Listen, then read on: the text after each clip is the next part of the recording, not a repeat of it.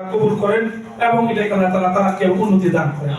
আজকে এই বলে আমি আমার পড়াশোনা এখানে শেষ করছি। ও আপনাদের দাওয়াত আলহামদুলিল্লাহ।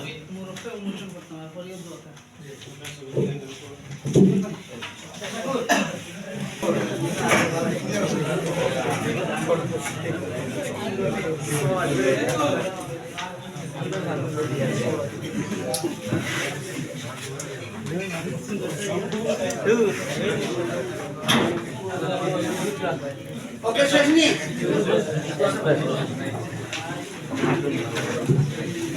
اللهم امين ربنا انصرنا الا وترحمنا لنكونن من الخاسرين اي الله আজকের আয়াতকে তুমি মেহেরবানি করে কবুল আর মঞ্জুর করে নাও। আয় আল্লাহ যাকে উদ্দেশ্য করে ইন্তজাম করা হয়েছে আয় আল্লাহ আমাদের দৃঢ় বিশ্বাস আমাদের ঈমান তিনি তার জান্নাতের সবুজ পাখিটা লাভ করে বলতেছেন মাওলা করিম আপনি তাকে কবুল আর মঞ্জুর করে দেন তার ফ্যামিলিকে কবুল আর